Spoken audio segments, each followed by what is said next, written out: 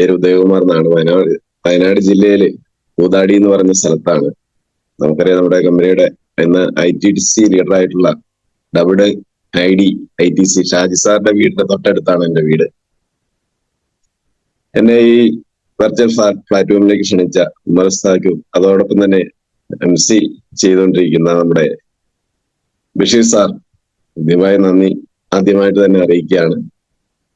എന്നെ ഈ മഹത്തായ ഇൻഡസ്ട്രി പരിചയപ്പെടുത്തി തന്നത് മറ്റാരുമല്ല, ഭാര്യയുടെ ചേച്ചി, ഇന്ന് കമ്പനിയുടെ നാഷണൽ ടീം കോർഡിനേറ്റർ, CTC റാങ്കിലേക്ക് എത്തിക്കൊണ്ടിരിക്കുന്ന ഗ്രേറ്റ് ലീഡർ ബിന്ദു മേഡമാണ്. ഈ അവസരത്തിൽ ഹൃദ്യമായ നന്ദി രേഖപ്പെടുത്തുകയാണ്. ഈ ഒരു അവസരത്തിലേക്ക് കടന്നു വരുന്നതിന് മുമ്പ് ഒരു പലചരക്കട നടത്തുന്ന ഒരാളായിരുന്നു. പലചരക്കട ഉണ്ടായിരുന്നു, പച്ചക്കറി കട ഉണ്ടായിരുന്നു, അതോടൊപ്പം തന്നെ വാടക സ്റ്റോർ ഉണ്ടായിരുന്നു, കോഴിക്കട ഉണ്ടായിരുന്നു. ഇങ്ങനെ 4 കട, ഏകദേശം 11 വർഷം ആ മേഖലയിൽ പണിയെടുത്തുകൊണ്ടിരിക്കുന്ന സമയത്താണ് വൈഫിന്റെ ചേച്ചിയിലൂടെ ഒരു പ്രൊഡക്റ്റ് വീട്ടിലെത്തുന്നത്. അത് മറ്റൊന്നിനുമല്ല, ഇന്നലെ ഒരു പക്ഷേ നിങ്ങൾ കേട്ടിട്ടുണ്ടാവും, സിന്ധു മേഡത്തിന്റെ എക്സ്പീരിയൻസ് ഇന്നലെ നിങ്ങൾ കേട്ടിട്ടുണ്ടാവും. അപ്പോൾ സിന്ധു മേഡത്തിന്റെ എക്സ്പീരിയൻസ് തന്നെയാണ് എനിക്കും പറയാനുള്ളത്. അങ്ങനെ പ്രൊഡക്റ്റ് മേടിച്ച് ഉപയോഗിച്ച് കഴിഞ്ഞപ്പോൾ കിട്ടിയ റിസൾട്ട്, എനിക്ക് 2 പെൺകുഞ്ഞുങ്ങളാണ്. അവർക്ക് 2 പേർക്ക് പിരീഡ് സംബന്ധമായ വിഷയങ്ങളും അതോടൊപ്പം തന്നെ വൈഫിന് മറ്റു പല വിധത്തിലുള്ള അസുഖങ്ങളൊക്കെ ഉണ്ടായിരുന്നപ്പോൾ ഒരു പല്ലുവേദന എന്ന് പറയുന്ന ആ പ്രശ്നം മാറിക്കഴിഞ്ഞപ്പോൾ പിന്നീട് എന്ത് പ്രശ്നങ്ങൾ ഉണ്ടായാലും വൈഫിനോട് ചോദിച്ച് അല്ലെങ്കിൽ വൈഫിന്റെ ചേച്ചിയോട് ചോദിച്ച് പ്രൊഡക്റ്റ് ഉപയോഗിക്കുന്ന ഒരു കുടുംബമായിട്ട് നമ്മൾ മാറി.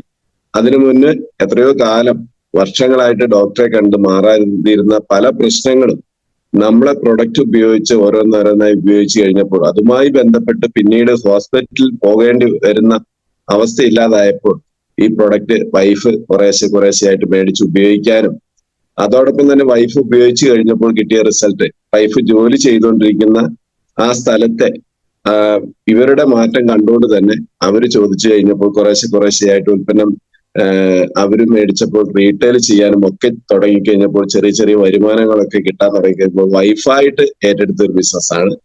എന്നെ സംബന്ധിച്ച് പറഞ്ഞാൽ പ്രൊഡക്റ്റ് ഉപയോഗിച്ചാൽ റിസൾട്ട് കിട്ടുന്നതല്ലാതെ ഒരു മരുന്ന് എന്ന് പറയുന്ന ആശയത്തിലേക്കായിരുന്നു ഫസ്റ്റ് ഞാൻ ഉൾക്കൊണ്ടിരുന്നത്.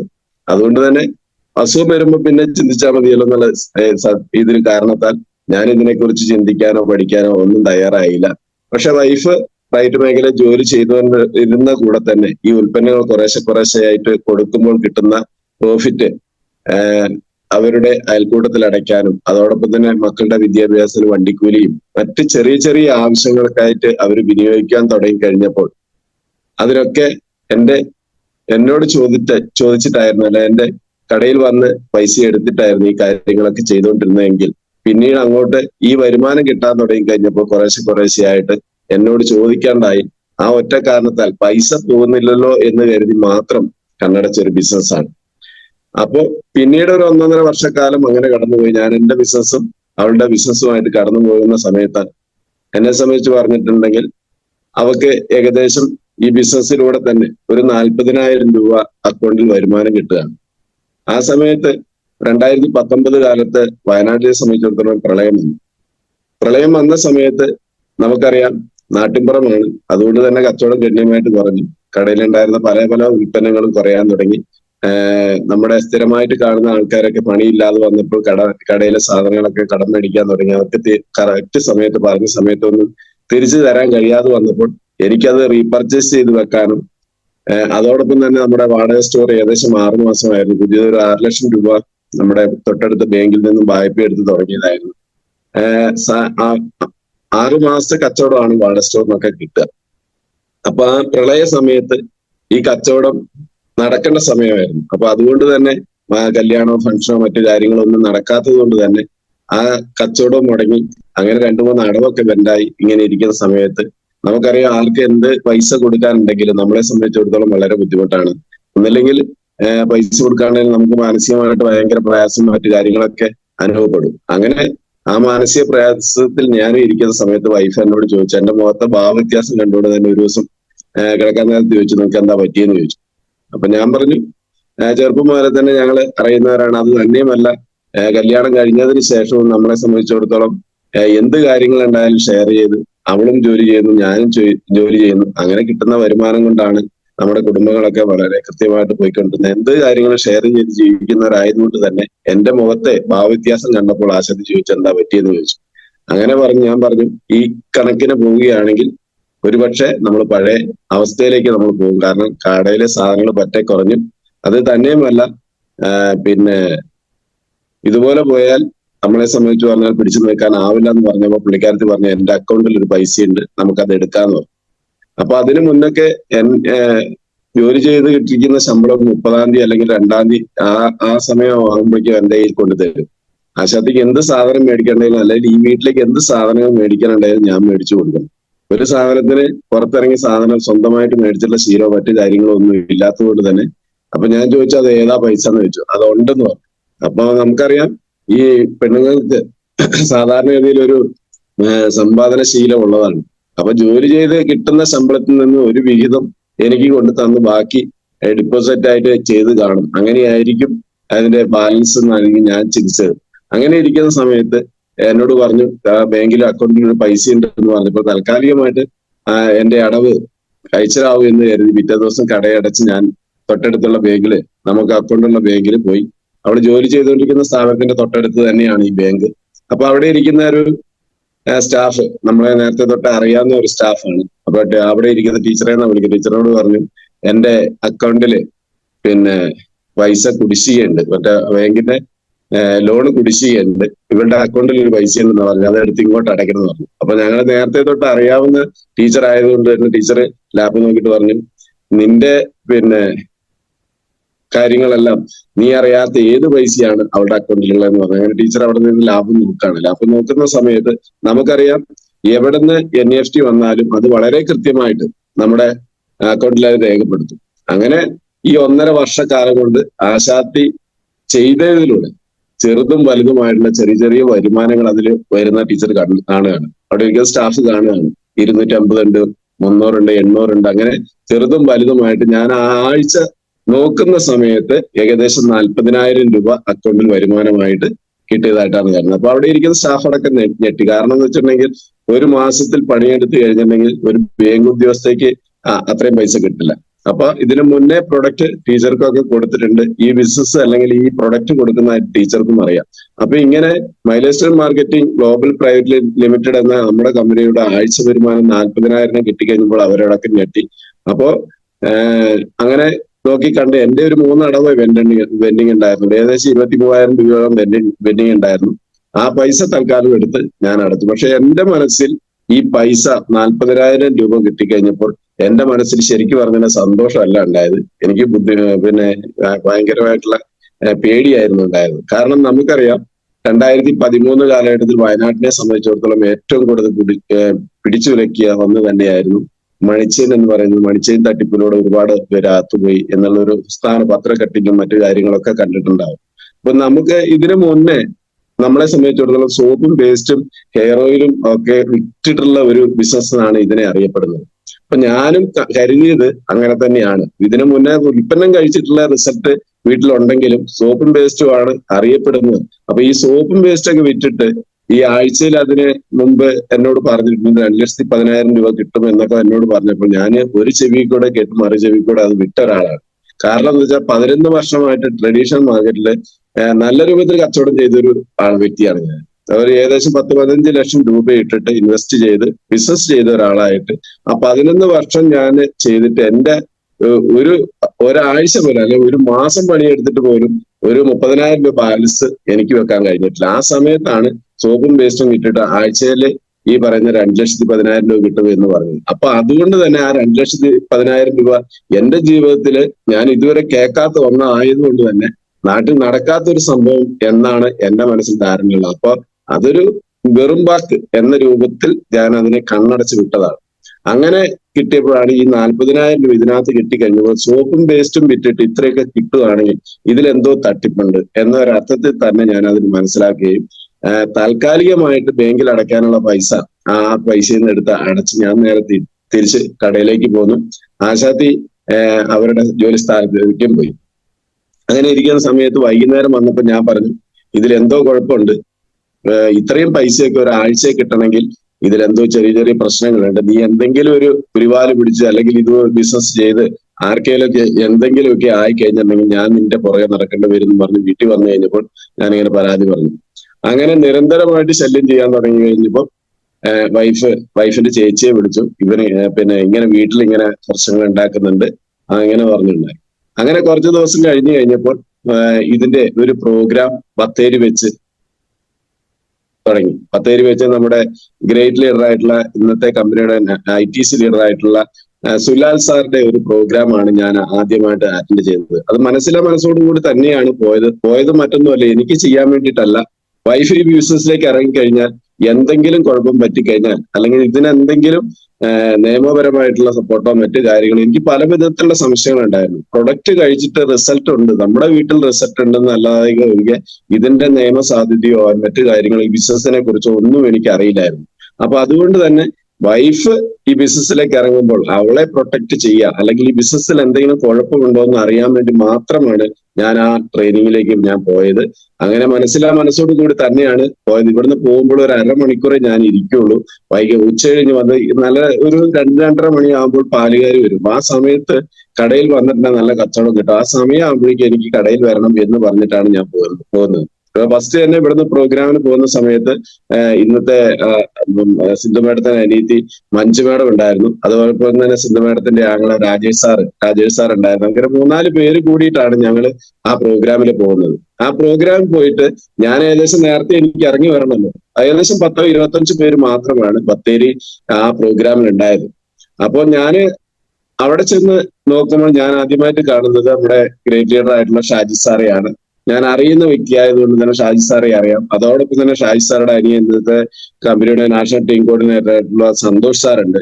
അപ്പൊ ഇവർ രണ്ടിനെയും ഞാൻ അറിയുന്നവരായിട്ട് ഞാൻ അവിടെ പോകും. ബാക്കിയെ ഞാൻ ആരെയും അറിയില്ല. പിന്നെ നമ്മൾ ഇവിടുന്ന് പോയ ഇത്രയും പേരും അങ്ങനെ ലാസ്റ്റ് കസേരയിൽ ഇരുന്ന് ഈ പ്രോഗ്രാം കേൾക്കുന്നു. ആ കേട്ട പ്രോഗ്രാം എന്ന് പറയുന്നത് സുലാൽ സാർ എടുത്ത FSS ആണ്. ഞാൻ ഫസ്റ്റ് ഈ കമ്പനിയിൽ വന്നിട്ട് ആദ്യമായിട്ട് അറ്റൻഡ് ചെയ്ത ഒരു പ്രോഗ്രാം. അപ്പോ ആ പ്രോഗ്രാം അറ്റൻഡ് ചെയ്യുന്ന സമയത്ത് കുറച്ചു നേരം കഴിഞ്ഞു കഴിഞ്ഞപ്പോൾ നമുക്കറിയാം ഒരു സ്ലൈഡൊക്കെ ഇട്ട് ആ സാറ് ജോലി ചെയ്തിരുന്ന മേഖലയും സാറ് ആ ജോലി ചെയ്തുകൊണ്ടിരുന്നപ്പോൾ ഓരോ കാര്യങ്ങൾ ചെയ്യുന്നതിന്റെ സ്ലൈഡൊക്കെ ഇട്ട് സാർ ഇങ്ങനെ ഓരോ കാര്യങ്ങൾ പറഞ്ഞ് ബോധ്യപ്പെടുത്തി കഴിഞ്ഞപ്പോൾ ഞാൻ ചിന്തിച്ചത് മറ്റൊന്നുമല്ല, എന്നെ സംബന്ധിച്ച് പറഞ്ഞാൽ 10ാം ക്ലാസ് ഗുസ്തിയാണ്. ഈ നാട്ടു നടപ്പോ മറ്റു കാര്യങ്ങളോ ഒന്നും കാണാത്തവരാണ്. ഈ 11 വർഷമായിട്ട് നമ്മുടെ അങ്ങാടി കടക്കാരന്റെ ഒരു അവസ്ഥ എന്ന് വെച്ചിട്ടുണ്ടെങ്കിൽ ആ കടയുമായിട്ട് ബന്ധപ്പെട്ടല്ലാണ്ട് വേറെ ഒരു അറിവ് നമുക്കില്ല. അപ്പൊ പിന്നെ വാർത്തകളും മറ്റ് ആൾക്കാർ പറഞ്ഞിട്ടുള്ള അറിവ് മാത്രമാണ് നമ്മുടെ മുമ്പിലുള്ളത്. അപ്പൊ അതുകൊണ്ട് തന്നെ ഈ ഇൻഡസ്ട്രിയെ കുറിച്ചിട്ടുള്ള അറിവില്ല. പക്ഷെ അന്നത്തെ ആ പ്രോഗ്രാമിൽ കിട്ടിയ അറിവ് വെച്ച് നോക്കുമ്പോൾ അതിൽ പറഞ്ഞ പ്രകാരം സന്തോഷ് സാർ എന്ന് പറയുന്ന ഒരു വ്യക്തി, പുള്ളി ചാർട്ടേഡ് അക്കൗണ്ടാണ്.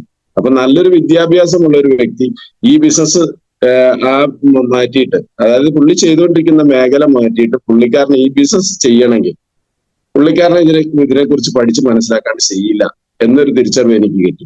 ലാസ്റ്റ് എന്താ പറയാ, സുലാൽ സാർ എന്ന് പറയുന്ന വ്യക്തി, ഇത് എടുത്തുകൊണ്ടിരിക്കുന്ന വ്യക്തി ഗവൺമെന്റ് ഉദ്യോഗസ്ഥനാണ്. നമുക്കറിയാം ഒരു സർക്കാർ ജോലി കിട്ടാൻ വേണ്ടിയിട്ട് ഓരോരുത്തര് ഉറക്കം ഒളിച്ചിരുന്ന് പഠിച്ച് മനസ്സിലാക്കി അവര് നല്ല രൂപത്തിൽ ഒരു ജോലി മേടിക്കുന്നതിന് ഒരുപാട് കഷ്ടപ്പെട്ടിട്ടാണ്. ആ സമയത്താണ് കിട്ടിയ ജോലി റിസൈൻ ചെയ്തിട്ട് പുള്ളിക്കാരൻ ഈ ബിസിനസ് ചെയ്യുന്നു എന്ന് ആ പ്രോഗ്രാമിൽ ഞാൻ കേൾക്കുന്നത്. അങ്ങനെ 2 കാരണങ്ങളാണ് എന്നെ ഈ ബിസിനസ്സുമായിട്ട് പഠിക്കാൻ തീരുമാനിച്ചത്. അങ്ങനെ ആ പ്രോഗ്രാം കുറച്ച് സമയം ഇരുന്ന് കേൾക്കാം എന്ന് വെച്ച് ഞാൻ ആ പ്രോഗ്രാം തീരുന്നവരെ അവിടെ ഇരുന്ന് കേട്ടു. ആ പ്രോഗ്രാം കേൾക്കുന്ന സമയത്ത് നമുക്കറിയാം ഇതിലുള്ള പലരും FSS അറ്റൻഡ് ചെയ്തിട്ടുണ്ടാവാം. അപ്പൊ ഒരു FSS അറ്റൻഡ് ചെയ്യുന്ന സമയത്ത് നമുക്ക് ഈ ബിസിനസിനെ കുറിച്ച് മാത്രമല്ല നമ്മുടെ ജീവിതവുമായിട്ട് ബന്ധപ്പെട്ടിട്ട് ഒരുപാട് കാര്യങ്ങൾ നമ്മൾ മനസ്സിലാക്കേണ്ട ഒരു പ്രോഗ്രാമാണ് FSS എന്ന് പറയുന്നത്. അത് നമ്മുടെ ജീവിതത്തിൽ ഓരോ വ്യക്തിയുടെ ജീവിതത്തിലും അവന്റെ ജീവിതം പിടിച്ചു വെക്കുന്ന തരത്തിലുള്ള ഒരു പ്രോഗ്രാം തന്നെയായിരുന്നു എനിക്കും അനുഭവപ്പെട്ടത്. കാരണം ഞാൻ ട്രഡീഷണൽ മാർക്കറ്റിൽ ജോലി ചെയ്യുന്ന ഒരാളാണ്. 11 വർഷം ആ മേഖലയിൽ പണിയെടുത്ത് കഴിഞ്ഞപ്പോൾ ഒരു കുഞ്ഞു വീട് സമ്പാദിക്കാൻ എനിക്ക് സാധിച്ചു. കുഞ്ഞു വീട് എന്ന് വെച്ചാൽ പഞ്ചായത്തിന് കിട്ടിയ ഒരു വീടാണ്. അതിനോടൊപ്പം തന്നെ ഒരു 4-5 ലക്ഷം രൂപയോളം മുടക്കിയിട്ട് പണിതു എന്നല്ലാണ്ട് ബാക്കി കാര്യങ്ങളൊന്നും ചെയ്യാൻ എനിക്ക് കഴിഞ്ഞിട്ടില്ല. അതോടൊപ്പം തന്നെ ആ പണിയുന്ന സമയത്ത് എന്റെ മക്കൾക്ക് ഏകദേശം ഒരു 16-17 വയസ്സ് 2 പിള്ളേർക്കുമായി. അപ്പോ ആ സമയത്ത് തന്നെ ഈ കച്ചവടം തുടങ്ങി. ഞാൻ പറഞ്ഞ 10-15 ലക്ഷത്തോളം രൂപ ഇൻവെസ്റ്റ് ചെയ്ത് കഴിഞ്ഞപ്പോൾ ഏകദേശം ആ സമയത്ത് എനിക്ക് ഒരു 8-9 ലക്ഷം രൂപ കടമാണ് എനിക്ക് ഉണ്ടായിട്ടുള്ളത്. ആ 11 വർഷം ആ മേഖലയിൽ പണിയെടുത്തപ്പോൾ ഇത്രയും പൈസ ബാധ്യതയായിട്ടാണ് എനിക്ക് നിൽക്കുന്നത്.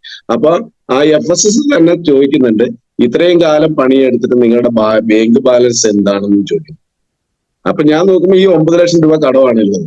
പിന്നീട് നിങ്ങൾക്ക് അതേ ആ ജോലി പിന്നീട് അങ്ങോട്ട് എത്ര വർഷം നിങ്ങൾക്ക് എടുക്കാൻ പറ്റും? അപ്പൊ ഇത്രയും വർഷം എടുത്തിട്ട് ഇത്രയും വർഷം ബാലൻസ് ഉള്ളെങ്കിൽ പിന്നെ എടുത്തു കഴിഞ്ഞാൽ അതിനകത്ത് ബാലൻസ് ഒന്നും ഉണ്ടാവില്ല. അത് തന്നെയുമല്ല, നമ്മുടെ ആയുസ് നമുക്കറിയാം, മുമ്പോട്ട് പോകുന്തോറും പല വിധത്തിലുള്ള പ്രശ്നങ്ങൾ. എന്നെ സംബന്ധിച്ച് പറഞ്ഞാൽ ഇയർ ബാലൻസിന്റെ പ്രശ്നം എനിക്ക് ഭയങ്കരമായിട്ടുണ്ടായിരുന്നു. ആദ്യമൊക്കെ ആഴ്ചയിൽ പിന്നെ ഒന്ന് വന്നുകൊണ്ടിരുന്ന പ്രശ്നം ഒരു മാസത്തിൽ പിന്നെ 3-4 തവണയൊക്കെ വരാൻ തുടങ്ങി.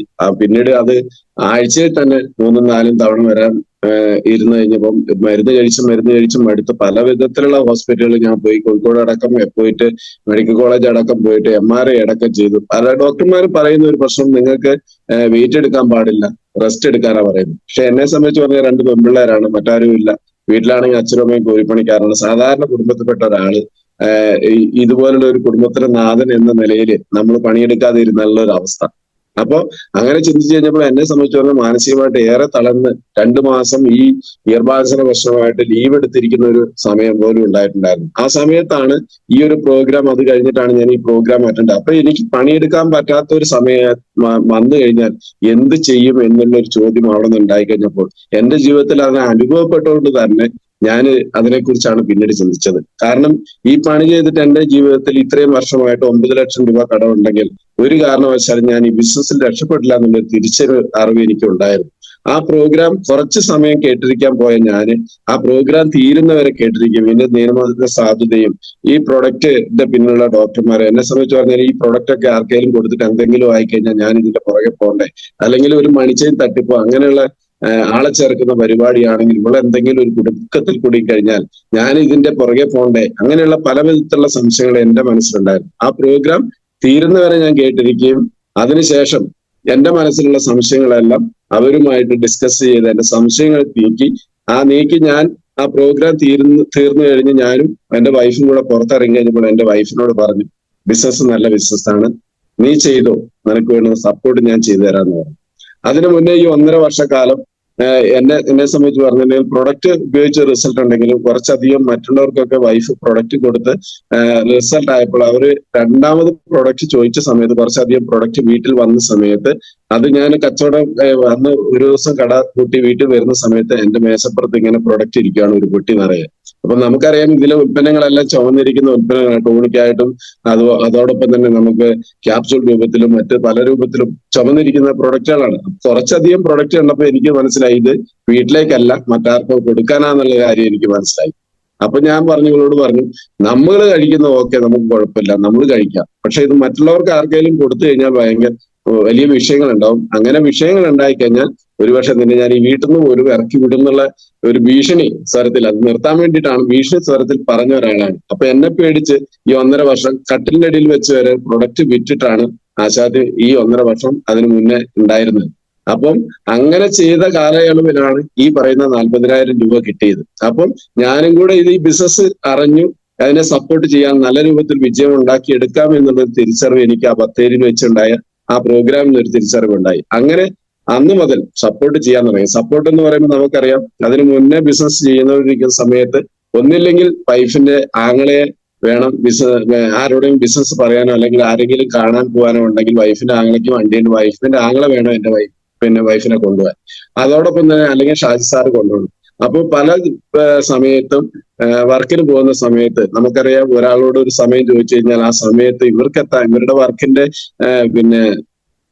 തിരക്ക് കൊണ്ട് തന്നെ പല സമയത്തും എത്തിപ്പെടാൻ സാധിച്ചില്ല. അങ്ങനെയൊക്കെ വൈകുന്നേരം ഇരിക്കുന്നത് നമ്മൾ ഷെയർ ചെയ്യുന്ന കൂടുതൽ ഇങ്ങനെയൊക്കെ സംസാരമുണ്ടായി. അപ്പൊ എന്റെ മനസ്സിൽ ഇവിടെ ഹെൽപ്പ് ചെയ്യാന്ന് വെച്ചിട്ടുണ്ടെങ്കിൽ വീട്ടിൽ വണ്ടി കിടപ്പുണ്ട്, പക്ഷെ ഞാൻ കട തുറന്നു കഴിഞ്ഞിട്ട് എനിക്ക് പോകാൻ കഴിയുന്നില്ല.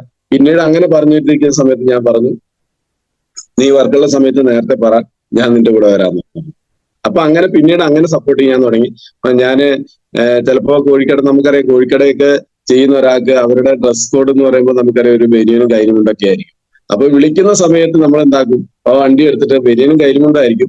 അപ്പൊ അതുകൊണ്ട് തന്നെ ആൾക്കാരുടെ മുമ്പിലേക്ക് ഇറങ്ങാൻ പഠിച്ചിട്ട് ആ വണ്ടിയിൽ തന്നെ ഇരിക്കും. ആ വർക്ക് കഴിയുമ്പോൾ കൂട്ടുകാരൻ വീട്ടിൽ കൊണ്ടുവരും. അങ്ങനെയൊക്കെ ആദ്യം ശ്രമിച്ചു. പിന്നീട് FSS എന്ന് പറയുന്ന ആ പ്രോഗ്രാമിൽ ഈ ബിസിനസ് ചെയ്തിട്ട് എന്തായാലും രക്ഷപ്പെടില്ല എന്നുള്ളൊരു തിരിച്ചറിവ് എനിക്ക് ഉണ്ടായിട്ടുണ്ട്. പിന്നീട് അപ്പൊ അങ്ങനെ ഞാൻ പല ദിവസങ്ങളിലും കട ലീവാക്കി തന്നെ ഇതിന്റെ പ്രോഗ്രാം എവിടെ ഉണ്ടെങ്കിൽ അത് പോയി അറ്റൻഡ് ചെയ്യാൻ തുടങ്ങി. കുറേശ്ശെ ആയിട്ട് അറ്റൻഡ് ചെയ്യാൻ തുടങ്ങി. അങ്ങനെ കുറേശ്ശെ അറ്റൻഡ് ചെയ്യാൻ തുടങ്ങി. ഒരു വർഷമൊക്കെ കഴിഞ്ഞപ്പം എനിക്ക് എന്റെ ഐഡിയയും കൂടെ ഡെവലപ്പ് ആക്കി കഴിഞ്ഞാൽ അതിലൂടെയും കൂടെ തന്നെ ഒരു വരുമാനം കിട്ടും എന്നൊരു ബോധ്യം എനിക്ക് പ്രോഗ്രാം അറ്റൻഡ് ചെയ്തപ്പോൾ എനിക്ക് മനസ്സിലായി.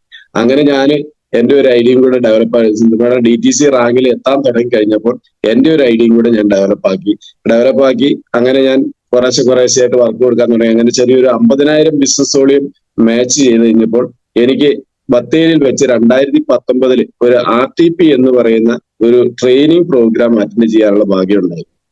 ആ സമയത്താണ് 2 ദിവസത്തെ പ്രോഗ്രാം ആയിരുന്നു. ആ സമയത്താണ് യഥാർത്ഥത്തിൽ അതിനു മുമ്പ് FSSലൂടെ മറ്റു കാര്യങ്ങളെല്ലാം മനസ്സിലാക്കി, GTSും അതുപോലെ തന്നെ പ്രൊഡക്റ്റ് ട്രെയിനിങ്ങും അതിനിടയ്ക്ക് കാര്യങ്ങളൊക്കെ ഞാൻ കുറേശ്ശെ ആയിട്ട് ഈ കടയോടൊപ്പം തന്നെ പോയി അറ്റൻഡ് ചെയ്ത സമയത്ത് ഈ 2019 RTP എന്ന് പറയുന്ന പ്രോഗ്രാം കൂടെ അറ്റൻഡ് ചെയ്തപ്പോൾ എന്റെ ജീവിതത്തിൽ ഏറ്റവും കൂടുതൽ രക്ഷപ്പെടാൻ പറ്റുന്ന ഒരു മേഖലയായിട്ട് എനിക്ക് ഈ ബിസിനസ്സിനെ തോന്നി. എന്റെ ജീവിതത്തിൽ എൻ്റെ മാറ്റങ്ങൾ ഏറ്റവും കൂടുതൽ എന്നെ സ്വാധീനിച്ച ഒരു 2 ദിവസങ്ങളായിരുന്നു അന്നത്തെ RTP എന്ന് പറയുന്ന സെക്ഷൻ. ആ RTP അറ്റൻഡ് ചെയ്ത് പിറ്റേ ദിവസം ഞാൻ ഇവിടെ വന്നു കഴിഞ്ഞപ്പോൾ എനിക്ക് ഒരിക്കലും പിന്നീട് കടയിലേക്ക് പോകാൻ തോന്നിയിട്ടില്ല. കാരണം എന്ന് വെച്ചിട്ടുണ്ടെങ്കിൽ ഇതിൽ നിന്ന് രക്ഷപ്പെടില്ല എന്നുള്ളൊരു തിരിച്ചറിവ് ആ പ്രോഗ്രാമിൽ കിട്ടി.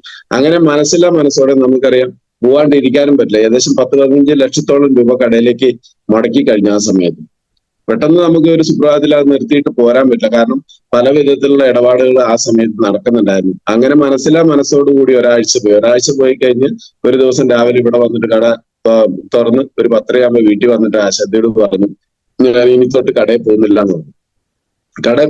എന്ന് പറഞ്ഞു കഴിഞ്ഞപ്പം എന്നോട് ഒരു അക്ഷരം പോലും അതിനെ എതിർത്ത് പറഞ്ഞിട്ടില്ല. പോകണ്ടെന്ന് അല്ലെങ്കിൽ പോകണമെന്നോ ഒന്നും പറഞ്ഞിട്ടില്ല. അപ്പം എനിക്ക് മനസ്സിലായി, കാരണം എന്റെ കയ്യിൽ തെറ്റ് അല്ലെങ്കിൽ എന്തെങ്കിലും ഒരു കുഴപ്പമുണ്ടെങ്കിൽ അത് വേണ്ടാത്ത ഒരു കാര്യമാണെങ്കിൽ വേണ്ട, അങ്ങനെയല്ല ഇത് ഇങ്ങനെയാന്ന് പറഞ്ഞു തരുന്ന ഒരു ആളായിരുന്നു എന്റെ വൈഫ്. അപ്പൊ അതുകൊണ്ട് തന്നെ അന്ന് എതിരൊന്നും പ്രകടിക്കാത്തപ്പം എനിക്കൊരു കാര്യം തീർച്ചയായും ഈ ബിസിനസ്സിലൂടെ രക്ഷപ്പെടാൻ കഴിയുന്നുള്ള 100% കോൺഫിഡൻസ് ഉണ്ട്. അതുകൊണ്ട് തന്നെ ഇതിന്റെ പുറകെ നിന്നാൽ എന്റെ കുടുംബത്തെ വലിയ മാറ്റങ്ങളിലേക്ക് എത്തിക്കാൻ പറ്റും എന്നൊരു തിരിച്ചറിവ് എനിക്ക് ഉണ്ടായതുകൊണ്ട് തന്നെ ഞാൻ ആ കട അനിയന് ഫ്രീ ആയിട്ട് കൊടുത്തുകൊണ്ട്, നമ്മൾ മറ്റാർക്കെങ്കിലും ഏൽപ്പിക്കണമല്ലോ. അപ്പൊ എന്റെ അനിയനായിരുന്നു കുറെ കാലം കൂലിക്ക് ഞാൻ അവനെ ഇരുത്തി നോക്കി. ഞാൻ പോകുന്ന സമയത്തൊക്കെ കൂലിക്ക് ഇരുത്തി നോക്കി. പിന്നീട് അവൻ ആ കട ഫ്രീ ആയിട്ട് കൊടുത്തുകൊണ്ട് എന്റെ ഒരു ഫുൾ ടൈം കരിയറായിട്ട് ആ ബിസിനസ്സിനെ ഞാൻ ഏറ്റെടുത്തു. ആ ഏറ്റെടുത്ത സമയത്ത് ഇന്നിപ്പോ ഏകദേശം 5 വർഷം കഴിഞ്ഞു. ഏകദേശം ബിസിനസ്സിലേക്ക് ഇറങ്ങിയിട്ട് 5 വർഷം കഴിഞ്ഞ് തുടങ്ങിയ നാൾ തൊട്ട് 1-2 വർഷം എനിക്ക് എന്താ പറയാ, നമുക്കൊരു സ്റ്റാർട്ടിംഗ് ട്രബിൾ ഉണ്ടാവുമല്ലോ. ഫസ്റ്റ് ഘട്ടം ഒരു സ്റ്റാർട്ടിംഗ് ട്രബിൾ എല്ലാവർക്കും വരും. 1-1.5 വർഷക്കാലം മര്യാദയ്ക്ക് ഒന്നും ചെയ്യാൻ പറ്റില്ല. ഏകദേശം ആത്മാർത്ഥമായിട്ട് ചെയ്യാൻ തുടങ്ങിയിട്ട് ഏകദേശം 3 വർഷം കഴിഞ്ഞു. ആ 3 വർഷം കഴിഞ്ഞു കഴിഞ്ഞപ്പോൾ ഇന്ന് നമ്മുടെ ടീമിൽ തന്നെ ഏകദേശം 10,000-3000 പേരടങ്ങുന്ന ഒരു ടീമിനെ ക്രിയേറ്റ് ചെയ്യാൻ എനിക്ക് കഴിഞ്ഞു. അങ്ങനെ ഈ കമ്പനിയിൽ തുടക്കകാലത്ത് ആദ്യമായിട്ട് വന്നത് ഒരു പെർഫോമൻസ് ബോണസ് ആണ് എനിക്ക് ലഭിച്ചത്. നമുക്കറിയാം, കണ്ണൂർ ഇൻഡോർ സ്റ്റേഡിയത്തിൽ ഒരു വലിയൊരു പ്രോഗ്രാം നടന്നിരുന്നു. ആ പ്രോഗ്രാമിൽ വെച്ച് ഒരു അംഗീകാരം മേടിക്കുന്ന സമയത്ത് നമുക്കറിയാം എഞ്ചിനീയർ ഹരിദാസ് ഒക്കെയാണ് അന്ന് MC ചെയ്തത്. അപ്പൊ ഏകദേശം 10,000-15,000 പേരടങ്ങുന്ന ഒരു വലിയൊരു ടീമിന്റെ മുമ്പിൽ നിന്നാണ് എനിക്ക് അംഗീകാരം കിട്ടുന്നത്. അപ്പൊ നേരത്തെ പറഞ്ഞത് എനിക്ക് ഇയർ ബാഗ്സിന്റെ പ്രശ്നം എനിക്ക് ഉണ്ടായിരുന്നു പറഞ്ഞു. അങ്ങനെ അന്ന് മാറിയ ആ ഇയർ ബാഗ്സ് ഇതിനകത്തുള്ള 95-ഉം ചാമ്പ്യത്തേരൊക്കെ ഉപയോഗിച്ചിട്ട് ബിന്ദുവേണം പറഞ്ഞു അന്ന് ഞാൻ ഈ ബിസിനസ്സിൽ ഇല്ലാത്ത കാലത്ത് എന്നോട് അത് ഉപയോഗിക്കാൻ പറഞ്ഞു. ഉപയോഗിച്ചതിലൂടെ കിട്ടിയ റിസൾട്ട് വന്നു. 2 വർഷത്തേക്ക് പിന്നീട് എനിക്ക് അസുഖം വന്നിട്ടില്ല. അങ്ങനെ ഇരിക്കുന്ന സമയത്താണ് ഈ അംഗീകാരം എനിക്ക് കിട്ടുന്നത്. അംഗീകാരം കിട്ടുന്ന സമയത്ത് നമുക്കറിയാം 10,000 പേര് അടങ്ങുന്ന വലിയ വേദിയിൽ മൈക്കൊന്നും ചെറിയ മൈക്കായിരിക്കില്ല. അപ്പൊ അതിന്റെ മുന്നിൽ നിന്ന് ഈ അംഗീകാരം മേടിക്കാൻ കുറച്ച് സമയം ക്യൂ നിൽക്കേണ്ട വന്നു. അങ്ങനെ ക്യൂ നിൽക്കുന്ന സമയത്ത് എനിക്ക് വീണ്ടും ഈ ഇയർബാഗ്സ് എന്ന് പറയുന്ന പ്രശ്നം ഇളകുകയും നമുക്കറിയാം അപ്പോഴത്തേക്കും അനിൽകുമാർ ഡോക്ടർ ഉണ്ടായിരുന്നു. ഇതിനകത്ത് നമ്മൾ അറിയുന്ന ഒരു ഡോക്ടറായിരുന്നു. അപ്പൊ അതുകൊണ്ട് തന്നെ പല വിധത്തിലുള്ള കോമ്പിനേഷൻ അദ്ദേഹത്തോട് ചോദിച്ച് മനസ്സിലാക്കിയാണ് പിന്നീടുള്ള ഓരോ പ്രശ്നം വരുമ്പോൾ നാം കഴിച്ചുകൊണ്ടിരുന്നത്. അങ്ങനെ എന്റെ ഈ ഇയർബാഗ്സിന്റെ പ്രശ്നം പുള്ളിയോട് പറയുന്നു. പുള്ളി എനിക്കൊരു കോമ്പിനേഷൻ തന്നു. ആ കോമ്പിനേഷൻ തന്നതിന്റെ അടിസ്ഥാനത്തിൽ ഞാൻ അത് മേടിച്ച് കഴിച്ചു. പിന്നീട് എനിക്ക് ഇന്ന് വരെ ആ ഒരു ഇയർബാഗ്സ് എന്ന് പറയുന്ന ആ പ്രശ്നം എനിക്ക് ഇന്ന് വരെ ഉണ്ടായിട്ടില്ല. മറ്റത് ഫാനിന്റെ ചോട്ടിൽ ഇരിക്കാൻ പറ്റില്ല, വണ്ടി ഓടിക്കരുത്, പല വിധത്തിലുള്ള പ്രശ്നങ്ങൾ എനിക്ക് ഉണ്ടായിരുന്നു. പക്ഷെ ആ പ്രശ്നങ്ങളെല്ലാം മാറിക്കൊണ്ട് എന്റെ ജീവിതത്തിൽ വലിയ മാറ്റങ്ങൾ ഉണ്ടാക്കാൻ ഇതിലെ ഉൽപ്പന്നങ്ങൾ എന്നെ സഹായിച്ചു. അങ്ങനെ ആ പ്രോഗ്രാമിൽ വെച്ച് കിട്ടിയ ഒരു അംഗീകാരമാണ് എനിക്ക് ആദ്യമായിട്ട് ഈ ബിസിനസ്സിൽ വന്ന പെർഫോമൻസ് ബോണസിന്റെ രൂപത്തിൽ എനിക്ക് ആദ്യമായിട്ട് കിട്ടിയ ഒരു അംഗീകാരമാണ്. നമ്മുടെ ഗ്രേറ്റ് ലീഡർ ആയിട്ടുള്ള സത്യഭാഷയുടെ കയ്യിൽ നിന്നാണ് ആ അംഗീകാരം മേടിക്കാൻ തയ്യാറായത്. അങ്ങനെ അതെല്ലാം കഴിഞ്ഞ് ബിസിനസ് കമ്മിറ്റഡ് ആയിട്ട് ഏറ്റെടുത്തു. അങ്ങനെ ഇരിക്കുന്ന സമയത്താണ് ബത്തേരി ഒരു പ്രോഗ്രാം വെച്ച് പ്രസാദ് സാർ പറയുന്നു, പിന്നെ 100 പേര് സീലിംഗ് അച്ചീവർ ആയി കഴിഞ്ഞാൽ അവരെ വെച്ചുകൊണ്ട് കടവ് റിസോർട്ടിൽ വെച്ചിട്ട് അവരുടെ കുടുംബത്തെ വെച്ച് ഒരു വലിയ പ്രോഗ്രാം നടത്തുന്നുണ്ടെന്ന് പറഞ്ഞു. അപ്പം അങ്ങനെ ഇരിക്കുന്ന സമയത്ത് കോവിഡ് വന്നു. നല്ല രൂപത്തിൽ ഞാനും വൈഫ് ശക്തമായിട്ട് പ്രവർത്തിച്ചുകൊണ്ടിരിക്കുന്ന സമയത്താണ് കോവിഡ് വന്നത്. കോവിഡ് വന്ന സമയത്ത് നമ്മുടെ ആശകളെല്ലാം തകിടം മറിഞ്ഞ് നമുക്ക് ഇതിലൂടെ രക്ഷപ്പെടാൻ കഴിയുന്നുള്ളൊരു ഇതൊന്നും ഇല്ലാണ്ടായി. അങ്ങനെ ഇരിക്കുന്ന സമയത്താണ് നമ്മുടെ ഗ്രേറ്റ് ലീഡേഴ്സ് ഒരു വാട്സപ്പ് കൂട്ടായ്മ ഉണ്ടാക്കുകയും 2019 അതിലൂടെ ടീമിനെ മോണിറ്റർ ചെയ്യാനും അതോടൊപ്പം തന്നെ അതിലൂടെ തന്നെ ട്രെയിനിങ്ങും മറ്റു കാര്യങ്ങളെല്ലാം കൊടുത്തുകൊണ്ട് വീട്ടിൽ ഇരുന്നുകൊണ്ട് തന്നെ നമുക്ക് എല്ലാ കാര്യങ്ങളും നിയന്ത്രിക്കുന്ന രൂപത്തിലേക്ക് കാര്യങ്ങൾ വന്നു. അങ്ങനെ ആ സമയത്ത് വൈഫ് ചെറിയൊരു അസുഖം ഉണ്ടായിരുന്നു, നടുവേദന വന്ന് വൈഫ് ഇങ്ങനെ ഡിസ്ക് ബൾജിങ് ആ ഒരു പ്രശ്നവുമായി ബന്ധപ്പെട്ടിട്ട് വൈഫിന് കിടക്കേണ്ടി വന്നു. ആ പായിൽ കിടന്നുകൊണ്ട് തന്നെ വാട്സപ്പിലൂടെ കാര്യങ്ങൾ നിയന്ത്രിച്ചുകൊണ്ട് നല്ലൊരു ടീമിന്റെ ഉടമയായി മാറാനും നമ്മൾ ഏറ്റവും കൂടുതൽ ആഗ്രഹിച്ചുകൊണ്ടിരുന്ന 2,10,000 നമ്മൾ എല്ലാവരും ചിന്തിച്ചുകൊണ്ടിരുന്ന ഒരു സമയമാണ്. ആ സമയം 2021 വർഷം വൈഫിന്റെ അക്കൗണ്ടിൽ 2,10,000 രൂപ ആ വർഷം കോവിഡ് കഴിഞ്ഞ ആദ്യത്തെ സീലിംഗ് അച്ചീവർ ആയിട്ട് വൈഫിന് മാറാൻ കഴിഞ്ഞു. ആ സമയത്ത് എന്റെ അക്കൗണ്ടിലും ആദ്യമായിട്ട് 1 ലക്ഷം രൂപ വരുമാനമായിട്ട് എനിക്ക് വന്നു. അപ്പൊ പൂർണ്ണമായിട്ടും നമ്മുടെ അക്കൗണ്ടിൽ ഇത്രയും വരുമാനം വന്നപ്പോൾ ഒരു ആഴ്ചയിൽ 3,10,000 രൂപയാണ് നമ്മുടെ കുടുംബത്തേക്ക് വരുമാനമായി വന്നത്. അപ്പം 67ാമത്തെ സീലിംഗ് അച്ചീവർ ആയിട്ടാണ് വൈഫ് മാറിയത്. ഈ 67ാമത്തെ സീലിംഗ് അച്ചീവർ ആയിട്ട് വന്നു കഴിഞ്ഞപ്പോൾ പിന്നീട് എന്റെ മനസ്സിന് മോഹമുണ്ട് ഇത് എനിക്ക് മേടിക്കണം. കാരണം പ്രസാദ് സാർ ഒരു വാക്ക് പറഞ്ഞല്ലോ, 100 പേരെ വെച്ച് ഒരു കടവ് റിസോർട്ടിൽ വെച്ച് ഒരു പ്രോഗ്രാം ചെയ്യുന്നു. അങ്ങനെ പറഞ്ഞ സമയത്ത് ആ 100 പേരിൽ ഒരാളാകണം എന്നുള്ളൊരു ചിന്ത എന്റെ മനസ്സിലുണ്ടായിരുന്നു. 67ാമത്തെ സീലിംഗ് അച്ചീവർ ആയിട്ട് വൈഫ് മാറിയ സമയത്ത് ഞാൻ എന്നെ അങ്ങനെ ഒരു തീരുമാനം എനിക്ക് പൂർണ്ണമായിട്ട് എടുക്കേണ്ടി വന്നു. പിന്നീട് അങ്ങോട്ട് ടീമിനോടൊപ്പം ശക്തമായിട്ട് ഓടാൻ തുടങ്ങി. ഈ 2,10,000 രൂപ കിട്ടിക്കഴിഞ്ഞപ്പോൾ ടീമിനോടൊപ്പം ശക്തമായിട്ട് ഓടാൻ തുടങ്ങി. അങ്ങനെ 67 കഴിഞ്ഞു, 77 കഴിഞ്ഞു, 87 കഴിഞ്ഞപ്പോൾ എന്റെ മനസ്സിൽ ഇത് മേടിക്കണം എന്നുള്ളൊരു ചിന്തയായി. അങ്ങനെ ലീഡേഴ്സിനോടൊക്കെ ആവശ്യപ്പെടാൻ തുടങ്ങി, എനിക്ക് ഇങ്ങനെ 2,10,000 രൂപ എനിക്ക് മേടിക്കണം എന്നുള്ളൊരു ചിന്ത ഞാൻ അവരോട് പറയാൻ തുടങ്ങിയതിലൂടെ ടീമും അതോടൊപ്പം ലീഡേഴ്സും എന്റെ കൂടെ ശക്തമായിട്ട് നിന്ന് അതിനുവേണ്ടി ഓടിക്കഴിഞ്ഞപ്പോൾ 2022 മാസം 455ാമത്തെ സീലിംഗ് അച്ചീവർ ആയിട്ട് എനിക്ക് മാറാൻ കഴിഞ്ഞു എന്നുള്ളതാണ്. അപ്പോൾ ആ സമയത്ത് ഏറ്റവും കൂടുതൽ എന്റെ ടീമിൽ എനിക്ക് മോട്ടിവേഷൻ ആയിട്ട് നിന്ന ഒരുപാട് ലീഡേഴ്സ് ഉണ്ടായിരുന്നു. അവരുടെ എല്ലാം കുടുംബത്തില് ചെറുതും വലുതുമായിട്ടുള്ള വരുമാനം നേടിക്കൊടുത്തുകൊണ്ട് തന്നെയാണ് എനിക്ക് 2,10,000 രൂപ മേടിക്കാൻ കഴിഞ്ഞത്. ആ സമയത്ത് എന്റെ കൂടെ ഉണ്ടായിരുന്ന ഒരു ലേഡിക്ക് 1,80,000 രൂപ വരെ വരുമാനം നേടിക്കൊടുക്കാൻ എനിക്ക് കഴിഞ്ഞു. അപ്പോൾ അതോടൊപ്പം തന്നെ ഞാൻ പറയുന്നത് എനിക്ക് 2,10,000 രൂപ കിട്ടുന്ന സമയത്ത് വൈഫിന്റെ അക്കൗണ്ടിൽ 2,10,000 രൂപ വന്നു. 4,20,000 രൂപയാണ് ആ ഒറ്റയാഴ്ച നമ്മുടെ കുടുംബത്തേക്ക് വരുമാനമായി നിന്നത്. അപ്പോ ആ സീലിംഗ് കൂടെ നടന്നു കഴിഞ്ഞപ്പോൾ ശക്തമായിട്ട് തന്നെ ടീമിനോട് നിന്നും റീജിയണൽ ടീം കോർഡിനേറ്റർ എന്ന് പറയുന്ന റാങ്കിലാണ് ഞാൻ ഇപ്പോൾ നിന്ന് സംസാരിക്കുന്നത്. നമുക്കറിയാം ഈ ബിസിനസിന്റെ തുടക്കം എന്ന് പറയുന്നത് ഒരുപക്ഷെ ഈ ബിസിനസിനെ വൈഫിനെ സഹായിക്കുക എന്നുള്ള ലക്ഷ്യത്തോടു കൂടി മാത്രമാണ് ഈ ബിസിനസ്സിലേക്ക് വന്നതെങ്കിൽ സാധാരണഗതിയിലുള്ള ഒരുപാട് പുതിയ ആൾക്കാരും ചില ഒരുപക്ഷെ ഇന്ന് ഇത് കേൾക്കുന്നവരുണ്ടാവും. എന്നെ പോലെ 10ാം ക്ലാസ്സും അതുപോലെ തന്നെ ആൾക്കാരോട് സംസാരിക്കാനുള്ള ശേഷിയോ മറ്റു കാര്യങ്ങളോ ഒന്നും ഇല്ലാതെ ടെൻഷൻ അടിച്ച് ഈ ബിസിനസ് കേൾക്കുമ്പോൾ രക്ഷപ്പെടണം എന്നുള്ള മോഹം അവർക്കുണ്ട്. പക്ഷെ അവരെ പിന്തിരിപ്പിക്കുന്നത് അവർക്ക് ആൾക്കാരോട് സംസാരിക്കാനും അതോടൊപ്പം തന്നെ ഈ ബിസിനസ് മറ്റുള്ളവരിലേക്ക് എത്തിക്കണമെങ്കിൽ വാക്ക് സാമർത്ഥ്യമാണ്. മറ്റുള്ളവർക്ക് കഴിയും, അവര് ചെയ്യുന്നവർ എനിക്കിത് കഴിയില്ല, അതുകൊണ്ട് തന്നെ എനിക്കിത് സാധിക്കും എന്നുള്ള ചിന്തയൊക്കെ ഉള്ളവർക്ക് പല വിധത്തിലുള്ള ആൾക്കാരുണ്ടാവും. ഈ ബിസിനസിന്റെ തുടക്കവും അതുപോലെ തന്നെയായിരുന്നു എനിക്ക്. എന്നെ സംബന്ധിച്ച് പറഞ്ഞാൽ വൈഫിനെ സഹായിക്കുക എന്ന ലക്ഷ്യത്തോടു കൂടിയാണെങ്കിൽ പിന്നീട് നടക്കുന്ന ഓരോ പ്രോഗ്രാമും പോയി അറ്റൻഡ് ചെയ്തപ്പോൾ എന്നെ പോലെയുള്ള സാധാരണക്കാരായ 100 കണക്കിന് ആൾക്കാർ ഈ ബിസിനസ്സിലൂടെ വന്ന് വലിയ നേട്ടങ്ങൾ ഉണ്ടാക്കുന്നതാണ് എനിക്ക് തോന്നിയത്. അപ്പൊ ആ പ്രോഗ്രാമിൽ നിന്ന് കിട്ടിയ അറിവ് കൃത്യമായിട്ട് ഞാനിത് ബിസിനസ് ഉൾക്കൊണ്ട് പോകാൻ തുടങ്ങിയതിന് ശേഷം ഇന്ന് വരെ പ്രോഗ്രാം എന്ന് പറയുന്നത് മിസ്സാക്കിയിട്ടില്ല. എവിടെയെല്ലാം പ്രോഗ്രാം നടന്നിട്ടുണ്ടോ അവിടെയൊക്കെ നമ്മൾ അവിടെ ഉണ്ടാവും. ആ പ്രോഗ്രാം കഴിഞ്ഞിട്ടുള്ള സമയം മാത്രമാണ് വർക്കിന് മാറ്റിവെച്ചിട്ടുള്ളത്. അപ്പൊ അതുകൊണ്ട് തന്നെയാണ് ഇത്രയും വലിയൊരു ശക്തമായിട്ടുള്ള ടീമിന് ഉടമയായിട്ട് മാറാൻ കഴിഞ്ഞത്. അങ്ങനെ ഇരിക്കുന്ന സമയത്ത് ഈ 4,10,000 രൂപയൊക്കെ കിട്ടിക്കഴിഞ്ഞപ്പോൾ മൂത്ത മോളുടെ കല്യാണം ഗംഭീരമായിട്ട് എനിക്ക് നടത്താൻ കഴിഞ്ഞു. അതോടൊപ്പം തന്നെ നമ്മുടെ വീട് നേരത്തെ ഞാൻ പറഞ്ഞു കച്ചവടമായിരുന്ന സമയത്ത് അതിന്റെ വാർപ്പും അതോടൊപ്പം തന്നെ തേപ്പോ മറ്റു കാര്യങ്ങളൊന്നും കഴിഞ്ഞിട്ടില്ല. സാധാരണ ഒരു കൊച്ചു വീട്ടിൽ കിടന്ന ഞാൻ അത് ആ കിട്ടിയ സമയത്ത് പുറത്ത് ഇട്ടപ്പോൾ തന്നെ ഒരു കൊട്ടാരം പോലെ ആയിട്ടാണ് നമുക്ക് തോന്നിയത്. കാരണം അതുപോലെ കിടന്നിരുന്ന ഒരു ഞാനാണ്. അപ്പൊ അതിനുശേഷം ഈ ബിസിനസ്സിൽ വന്നതിന് ശേഷം മോളുടെ കല്യാണമായി വന്നത് തേച്ച് നല്ല രൂപത്തിൽ അതിന്റെ പണികളെല്ലാം തീർത്ത് ഇപ്പോഴും ആ വീട്ടിൽ തന്നെയാണ് താമസിക്കുന്നത്. അതിന്റെ പണികളെല്ലാം തീർത്ത് ഭംഗിയാക്കി. അങ്ങനെ മോളുടെ കല്യാണം 2022 അതിമനോഹരമായിട്ട് നടത്താൻ കഴിഞ്ഞു.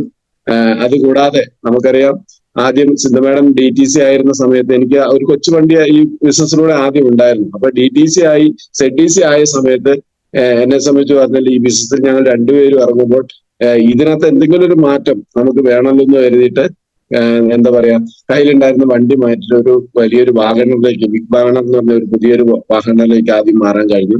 ആ വാഗണർ വെച്ചുകൊണ്ടാണ് ഞങ്ങൾ ഏകദേശം 1,00,000 കിലോമീറ്റർ ഓടിക്കഴിഞ്ഞപ്പോൾ സിന്ധു മാഡം RTC റാങ്കിലും വന്നു. എനിക്ക് അതോടൊപ്പം തന്നെ STC റാങ്കിലും നിന്ന് പ്രവർത്തിക്കാൻ കഴിഞ്ഞു. എന്റെ സീലിംഗ് കഴിഞ്ഞോടുകൂടി സിന്ധു മാഡം ഈ പറയുന്ന നാഷണൽ ടീം കോർഡിനേറ്റർ റാങ്കിലേക്ക് എത്തിക്കഴിഞ്ഞപ്പോൾ, ഞാനൊരു RTC ആയി കഴിഞ്ഞപ്പോൾ നമുക്കറിയാം ഉടനെ ഒരു വണ്ടി, ആ ചെറിയ വണ്ടി വെച്ചിട്ട് കാര്യമില്ല. അങ്ങനെ ഇവോൾവ് എന്ന് പറയുന്ന പ്രോഗ്രാം ഒരു 10 ലക്ഷത്തിന് മേലെ വണ്ടി, പിന്നെ വിലയുള്ള വണ്ടി വെക്കുകയാണെങ്കിൽ അവിടെ വെക്കാൻ കഴിയുന്നുള്ളൊരു ഇത് വന്നു കഴിഞ്ഞപ്പോൾ ആ വണ്ടി മാറ്റിക്കൊണ്ട് തന്നെ 24 ലക്ഷം രൂപ വില വരുന്ന അൽക്കാസ എന്ന് പറയുന്ന ഒരു വണ്ടി എടുക്കാനും സാധിച്ചു. അതിനുശേഷം ആ വണ്ടിക്ക് പല വിധത്തിലുള്ള കംപ്ലൈന്റ് വന്ന് അത് മാറ്റേണ്ടത് വന്നു കഴിഞ്ഞ വർഷം. അങ്ങനെ ഇപ്പോൾ സഞ്ചരിക്കുന്നത് നെക്സോൺ എന്ന് പറയുന്ന ഒരു വാഹനത്തിലാണ് ഇപ്പോൾ സഞ്ചരിച്ചുകൊണ്ടിരിക്കുന്നത്. അപ്പൊ മോളുടെ കല്യാണം, വണ്ടി, അതോടൊപ്പം തന്നെ വീട്, ഇതൊക്കെ നമ്മളെ സംബന്ധിച്ചിടത്തോളം കിട്ടിയത് ഈ മൈലേജ് സ്റ്റൈൽ മാർക്കറ്റിംഗ് എന്ന് പറയുന്ന ഈ ബിസിനസ്സിലൂടെ മാത്രമാണ്. കാരണം 11 വർഷമായിട്ട് ഞാൻ ചെയ്തുകൊണ്ടിരുന്ന മേഖലയിൽ വരുമാനം ഇല്ലാതിട്ടല്ല. ഏകദേശം കോഴിക്കടയിൽ മാത്രം 1 കിലോ കോഴി വിൽക്കുന്ന ഒരാളായിരുന്നു. 13,000 രൂപ ആനത്തിൽ എനിക്ക് അന്ന് 30 രൂപ ലാഭം ഇട്ടിട്ടായിരുന്നു കൊടുത്തോണ്ടിരുന്നത്. ഏകദേശം 3,000 രൂപയോളം ആ ഇനത്തിൽ എനിക്ക് കിട്ടിക്കൊണ്ടിരുന്നത്. വീട് വെച്ച്, വണ്ടി മേടിച്ച്, പിള്ളേരെ വിദ്യാഭ്യാസം കഴിഞ്ഞതൊക്കെ ആ പൈസയാണെങ്കിൽ ഈ പറയുന്ന 9 ലക്ഷം രൂപ ഈ ബിസിനസിന്റെ തുടക്കത്തിൽ കടമുണ്ടായിരുന്നു ഞാൻ. ഇന്നിപ്പോൾ ഈ രൂപത്തിലൊക്കെ മാറ്റം വന്നത് ഒന്ന് മാറി ചിന്തിക്കാൻ തയ്യാറായപ്പോൾ മാത്രമാണ്. അപ്പൊ ഇതുപോലെ ഒരു വലിയൊരു കമ്പനി, നമുക്കറിയാം, പ്രൊഡക്റ്റ് ആയിക്കോട്ടെ, ആർക്ക് കൊടുത്താലും റിസൾട്ടുള്ള പ്രൊഡക്റ്റ്, അതോടൊപ്പം തന്നെ ഇതിന്റെ ഇൻകം പ്ലാൻ ആയിക്കോട്ടെ, ഏതൊരാൾക്കും ഏത് അറിവോ കഴിവോ അല്ലെങ്കിൽ വിദ്യാഭ്യാസ യോഗ്യത മറ്റോ ഒരു കാര്യവുമില്ല, ഏറ്റെടുക്കാൻ തയ്യാറുള്ള, പഠിക്കാൻ തയ്യാറുള്ള, എന്താ പറയാ, നല്ല രൂപത്തിൽ പ്രവർത്തിക്കാൻ തയ്യാറുള്ള ആർക്കും നേടിയെടുക്കാൻ പറ്റുന്ന ഒരു വലിയൊരു അവസരം. ആ ഒരു അവസരത്തെ നല്ല രൂപത്തിൽ ആർക്കൊക്കെ വിനിയോഗിക്കാൻ കഴിയുമോ അവരുടെ ജീവിതത്തിൽ വലിയ മാറ്റങ്ങൾ ഉണ്ടാക്കാൻ പറ്റുന്ന ഒരു വലിയ അവസരമാണ്.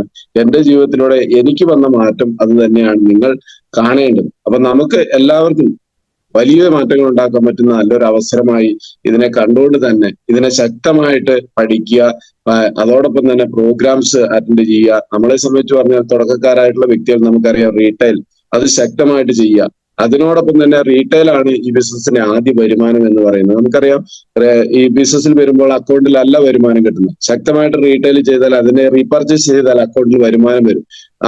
നമ്മളെ സംബന്ധിച്ചിടത്തോളം ഒരാൾ വർക്കിന് പോകുന്ന സമയത്ത് അവർ ചോദിക്കുന്നത് നിനക്ക് എന്ത് കിട്ടി എന്നുള്ള ചോദ്യമാണ്. ആ ചോദ്യത്തിനുള്ള മറുപടി ഇതാ, ഞാൻ തുടങ്ങിയിട്ട് ഇത്ര നാളായുള്ളൂ. ആ റീറ്റെയിൽ ചെയ്താൽ, റീപർച്ചേസ് ചെയ്താൽ വളരെ കൃത്യമായിട്ട് അക്കൗണ്ടിലേക്ക് വരുമാനം വരാൻ സാധിക്കും. അതോടൊപ്പം തന്നെ റിക്രൂട്ട്മെന്റ്, ശക്തമായിട്ട് റിക്രൂട്ട്മെന്റ് ചെയ്യുന്നതിലൂടെ തന്നെ അവിടെ നമുക്ക് ടേൺ ഓവർ വരും. ആ വരുമാനം നമ്മുടെ അക്കൗണ്ടിലേക്ക് വരും. അതുകൂടാതെ വരുന്നവരെ നിലനിർത്താൻ, ശക്തമായിട്ട് നിലനിർത്തുക. കൂടെ വരുന്നവരെ കൂടപ്പുറപ്പായി കണ്ടുകൊണ്ട് തന്നെ അവരുടെ അക്കൗണ്ടിലേക്ക് വരുമാനം, നമ്മുടെ വരുമാനത്തിന് വേണ്ടി ഇവിടെ ഓടേണ്ട കാര്യമില്ല. അവരുടെ വരുമാനത്തിന് വേണ്ടി നമ്മളിവിടെ ശക്തമായിട്ട് അവർക്ക് ടീം ഉണ്ടാക്കാൻ വേണ്ടി നമ്മൾ പ്രവർത്തിക്കുക, ആ സപ്പോർട്ട് കൊടുക്കുക. അപ്പൊ എന്താ പറയാ, രക്തബന്ധത്തെക്കാൾ വലിയ ബന്ധങ്ങൾ നമ്മുടെ ടീമിലുള്ളവരുമായിട്ട് വരും. അപ്പൊ ഇത് അവരെ സംബന്ധിച്ചിടത്തോളം അവർ മനസ്സിലാക്കി വരണം, ഇത് അവരെ ഉപദ്രവിക്കാനല്ല, അവരെ വരുമാനം ഉണ്ടാക്കി കൊടുക്കാൻ വേണ്ടിയിട്ടാണ് നമ്മൾ അവരോട് കൂടുന്നതിലൊരു ചിന്ത അവർ വരുമ്പോൾ അവർ കൂടപ്പുറപ്പുറ സ്നേഹത്തെക്കാട്ട് കൂടുതൽ സ്നേഹത്തോടു കൂടി നമ്മളോട് ഇടപെടുകയും അതോടൊപ്പം തന്നെ അവർ നമ്മളോട് നിലനിൽക്കുകയും ചെയ്യും. പിന്നെ എന്താ വെച്ചാൽ ഞാൻ ലാസ്റ്റ് പറയുന്ന ഒരു കാര്യം, നല്ല രൂപത്തിൽ ഒരു പ്രോഗ്രാം പോലും അറ്റൻഡ് ചെയ്യുക. ഒരു അറിവും ഈ ബിസിനസ്സിൽ വേണ്ട, വേറെ ഒരു അറിവും വേണ്ട. നല്ല രൂപത്തിൽ എല്ലാ ദിവസവും, ഒരാഴ്ചയിൽ ഒരു ദിവസം ഇത് പഠിക്കാനായിട്ട് മാറ്റിവെക്കുക എന്നുള്ളതാണ്. ഇന്നിപ്പോ ബിസിനസ് തുടങ്ങി 5 വർഷമായി. 5 വർഷത്തിനിടയ്ക്കും ഇന്നും ഒരു പ്രോഗ്രാം, ഒരു ആഴ്ചയിൽ ഒരു ദിവസം പ്രോഗ്രാമിനായിട്ട് മാറ്റിവെക്കുന്ന ഒരു കുടുംബമാണ് നമ്മുടെ. GTS ആയിക്കോട്ടെ, FSS ആയിക്കോട്ടെ. ഇന്നലെ ഇപ്പോ ഒരു വലിയൊരു പ്രോഗ്രാം, നമുക്കറിയാം, വലിയൊരു പ്രോഗ്രാം വരുന്നുണ്ട് നമ്മളെ സംബന്ധിച്ചിടത്തോളം വയനാട്ടില്. അപ്പൊ അതിന്റെ ഭാഗമായിട്ടുള്ള ഒരു പ്രോഗ്രാം ഇന്നലെ നടന്നു കഴിഞ്ഞു. നമുക്കറിയാം, ഇനി കമ്പനി വെക്കുന്ന ഒരു വലിയ പ്രോഗ്രാം നെക്സസ് എന്ന് പറയുന്ന പ്രോഗ്രാം വരുന്നു. അതോടൊപ്പം തന്നെ തായ്ലൻഡ് ട്രിപ്പ് വരുന്നു. ഇതൊക്കെ നമുക്ക് ഓരോ പ്രോഗ്രാമിന് വേണ്ടിയാണ് ഇത്രയും വലിയ അച്ചീവ്മെന്റ് നമ്മൾ ഓരോരുത്തരും നേടിയെടുത്തിട്ടുള്ളത്. അതുകൊണ്ട് തന്നെ ഈ പ്രോഗ്രാം ഒക്കെ വരുമ്പോൾ നമ്മൾ ഒരു കാര്യം ചിന്തിക്കുക, ആവേശത്തോടു കൂടി അതിനെ ഏറ്റെടുത്തു കഴിഞ്ഞാൽ നമ്മുടെ ജീവിതത്തിൽ വലിയ നേട്ടം ഉണ്ടാക്കാൻ പറ്റും. അപ്പൊ ആ രൂപത്തിൽ എല്ലാവരും പ്ലാൻ ചെയ്ത് വലിയ നേട്ടങ്ങൾ എല്ലാവരിലേക്കും എത്തിക്കാൻ, നമ്മുടെ കൂടെ വന്നവർക്ക് എത്തിക്കാൻ വേണ്ടി നമ്മൾ ഓരോരുത്തരും പ്രയത്നിച്ചു കഴിഞ്ഞാൽ നമ്മുടെ എല്ലാ കുടുംബത്തിൽ വലിയ മാറ്റങ്ങൾ ഉണ്ടാക്കുന്ന ഒരു ബിസിനസ്സിലാണ് ഒരു ബന്ധുവോ സുഹൃത്തോ നമ്മളെ ഇവിടെ കൊണ്ട് എത്തിച്ചിരിക്കുക എന്നുള്ള ചിന്തയോടുകൂടി ശക്തമായി പ്രവർത്തിക്കാൻ സർവേശ്വരൻ നിങ്ങൾ എല്ലാവരെയും അനുഗ്രഹിക്കട്ടെ എന്ന് മാത്രം പറഞ്ഞുകൊണ്ട് ഞാൻ നിർത്തുന്നു. Wish you all success. Jai Hind, Jai Myleshwar marketing. Thank you all.